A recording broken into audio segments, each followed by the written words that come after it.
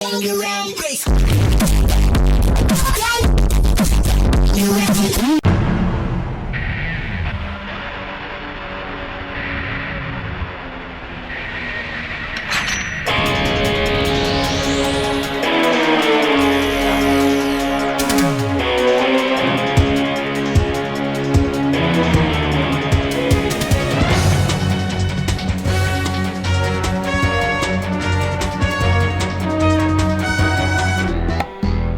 everyone, Skippy here, and welcome to One Piece episode 1003. Directed by Nanami Michibata from Hers and Tatsuya Nakamine and Masahiro Hosoda's board, and supervised by Masayuki Takagi.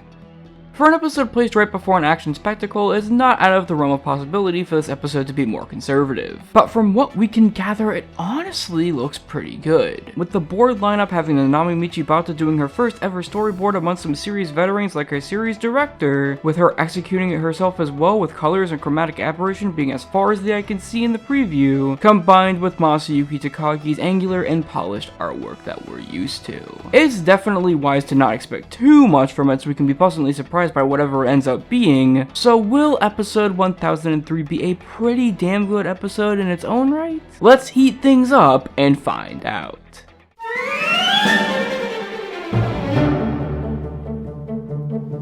This episode covers the remaining pages of chapter 991 and the first 3 pages of chapter 992, and to some that's an immediate red flag. But it's actually pretty surprising at just how well they make it all work in the end through 2 words: filler and rearranging. From simple ice Oni filler that shows Zoro and Drake's extended reactions to it, to just smoothing some parts of the original chapters out by adding a small bit to certain scenes, there's a fair bit of filler here that adds to the overall experience and makes it feel so it's less speeding itself up and rather trying to give us a good look at most locations the best it can. Which is further executed by the fact that some of the content is cut in between 2 halves and rearranged in terms of their places in the original content, so they don't have to utterly pad out most manga panels, as they can just cover a section of it in the A part and save the rest for after, or just straight up create some filler addendums to help it out even more so. With there all the while being a brief flashback to Pedro's sacrifice back in Whole Cake Island in the B part that doesn't feel too overly long and is also appropriate for those who might have forgotten due to Carrot's diminished spotlight this arc. It may still feel a bit unorganized like the manga did, and some may like a more linear approach, but when we're treated to even more Sulan action, this shows just how ferocious Ino and Neko can be, among many other things that feel like they'd just be no-brainers originally. I can honestly hardly complain, especially with the music choices that Michibata and co picked out that are all around solid. It's definitely one of the best ways to handle more scattered content like this, and the storyboard itself, I feel, also furthers that feeling.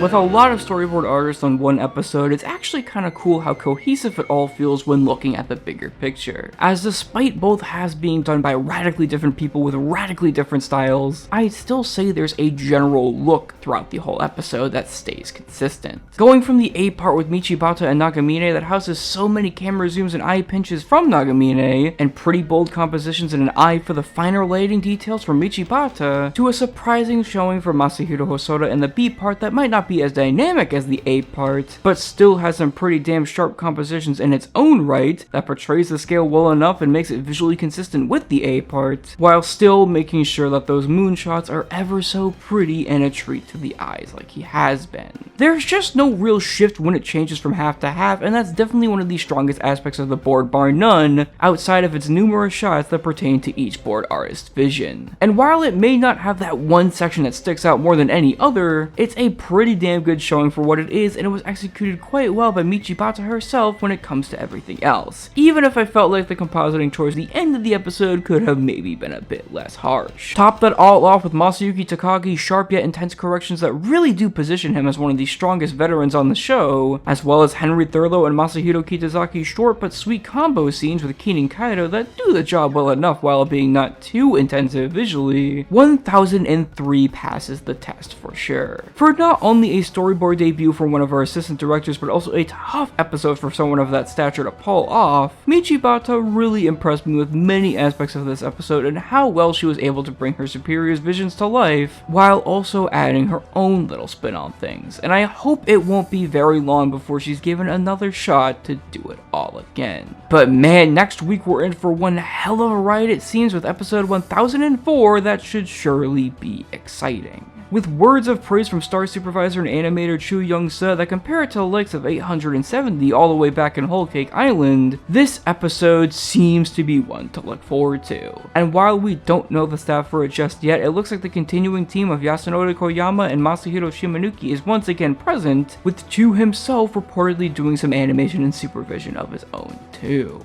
The preview sure is cut in a way that makes it so the action we get is quite little in order to save some surprises for the final product, so I'm just gonna wait and see what all the hubbub is really about in 1 week's time. Anyways guys, that's it for now. I'm Skippy, and I see you, CG Dragon Kaido.